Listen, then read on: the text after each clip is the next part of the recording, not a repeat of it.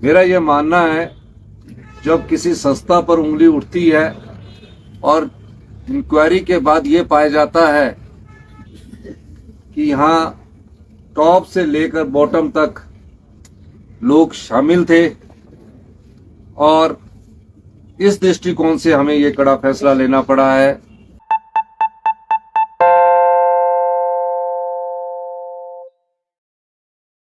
नमस्कार, आज के इस कार्यक्रम में आपका स्वागत है। अभी आपने मुख्यमंत्री सुखविंदर सिंह ठाकुर को सुना कि ऊपर से नीचे तक सब लोग मिले थे। नीचे के लोगों को तो हम जानते हैं, लेकिन ये ऊपर के लोग कौन है और क्या सरकार का हाथ उनके गिरेबान तक पहुंच पाएगा, ये सवाल है जो आम जनता का है। जी हां, हम बात कर रहे हैं Himachal Pradesh service selection board Hamirpur की। जिस तरह आप लोग जानते हैं, पेपर भर्ती लीक मामला सामने आया। नई सरकार ने तुरंत कार्रवाई करते हुए बोर्ड को सस्पेंड किया। शिक्षा सचिव ने जांच की, जांच में ऐसे तथ्य आए और उसके बाद इस संस्थान को रद्द करने का कड़ा फैसला लेना पड़ा। हालांकि प्रशासनिक तौर पे मुख्यमंत्री का बहुत कड़ा फैसला है।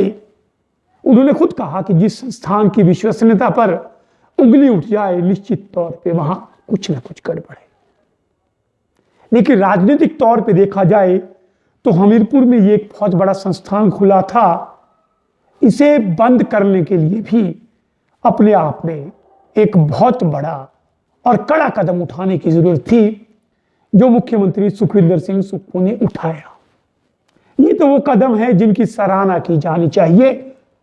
और जिस तरह से उन्होंने जांच रिपोर्ट का खुलासा किया है कि जांच रिपोर्ट से साफ है कि 3 साल से यहां काफी गोलमाल हो रहा था, तो क्या इसकी जद में वो लोग भी आएंगे जो प्रभावशाली हैं, जिनकी पहुंच इतने बड़े बोर्ड तक थी?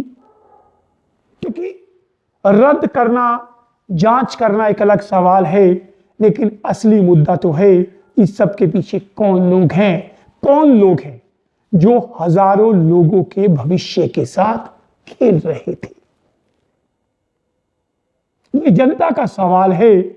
और सुखविंदर सिंह सुक्खू की सरकार के सामने आज के दौर में सबसे बड़ी चुनौती ये है कि जितने खुले दम से उन्होंने जांच रिपोर्ट का खुलासा किया है कि 3 साल से यहां पेपर खरीदे व बेचे जा रहे थे और लगातार एक ही आदमी को बेचे जा रहे थे, निश्चित तौर पे इस मामले के तार बहुत आगे तक जुड़े हैं और इसमें बहुत खुलासे होंगे। लेकिन क्या सरकार की इच्छा शक्ति होगी? क्या वो चेहरे सामने आएंगे? लेकिन आइए उससे पहले इस मामले पर सुन लेते हैं मुख्यमंत्री सुखविंदर सिंह सुक्खू का बयान। आप सबको पता है कि Himachal Pradesh subordinate selection board जो था, उसको निलंबित किया गया था। हमीरपुर में इस चयन योग में जो भर्तियां हो रही थी, उस पर धांधली पाई गई थी और उसको हमने जब निलंबित किया, उसके बाद उसकी इंक्वायरी हमने एक आईएएस ऑफिसर अभिषेक जैन, जो सेक्रेटरी एजुकेशन थे, उनको सौंपी, जो डिपार्टमेंटल के द्वारा इंक्वायरी की जानी थी। और हमारे विजिलेंस में जो आईजी है, उनको हमने ये इंक्वायरी सौंपी। मुझे बड़े दुख के साथ कहना पड़ रहा है कि जो कर्मचारी चयन योग था हमीरपुर में, उसमें पिछले 3 साल से इस पेपर लीक के मामले हो रहे थे। पेपर बिक रहा था और पेपर बिकने के साथ कुछ लोगों को ही पेपर बेचा जाता था और ये पेपर बेचने का धंधा पिछले 3 साल से चल रहा था। और जो अभी पेपर हुए हैं, उनके विषय में भी शिकायतें प्राप्त हुई। हिमाचल प्रदेश सरकार के सभी अधिकारी और इंक्वायरी टीम ने तथ्यों को पाया। इस आधार पर आज जब सुबह फाइल मेरे पास आई, उस पर हमने ये फैसला किया है कि हिमाचल प्रदेश कर्मचारी चयन आयोग जो कि निलंबित किया गया था, उसको भंग कर दिया गया है, उसकी कार्यप्रणाली को खत्म कर दिया गया है। और जब तक उसमें जो एग्जामिनेशन हुए जिनके परिणाम नहीं निकले हैं और जिनके परिणाम निकले हैं, जो भी और भविष्य में एग्जामिनेशन होनी है, कईयों को रोल नंबर चले गए हैं और जिनका रिजल्ट निकल गया है, उन सारे मामलों को Himachal Pradesh public service commission जो यहाँ एचएस का टेस्ट लेता है, उसमें स्थानांतरित तुरंत प्रभाव से कर दिया गया है। यानी कि जिनके रिजल्ट निकल गए हैं, उसके आगे के डॉक्यूमेंटेशन जो चेक होने हैं, वो अब Himachal Pradesh public service commission करेगा और जिनके जो अगले एग्जाम्स होने हैं, उनको भी Himachal Pradesh public service commission करेगा।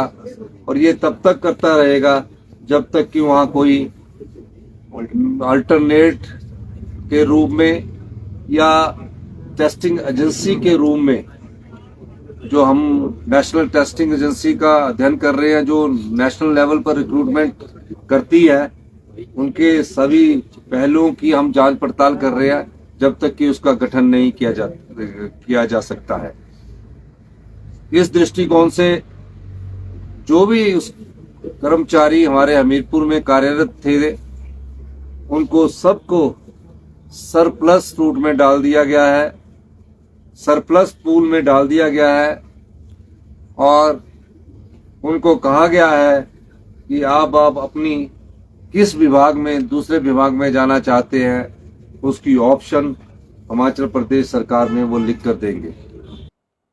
ये पहली बार नहीं है जब सर्विस सिलेक्शन बोर्ड इस तरह चर्चा में आया है। ये वही सर्विस सिलेक्शन बोर्ड है जिसके अध्यक्ष गिरफ्तार हुए थे ही धांधली के मामले में। 2002 का मामला है और उस समय भी ये बोर्ड बहुत सुर्खियों में रहा था।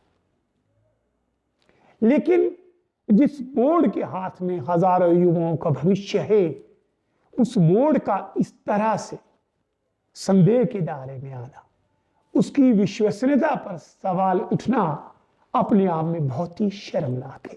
और विशेषकर हिमाचल प्रदेश जैसे राज्य जहां की साक्षरता दर इतनी बेहतर है, जहां भ्रष्टाचार बहुत कम है, अगर वहां ऐसा होता है तो ये और भी अधिक दुखद है।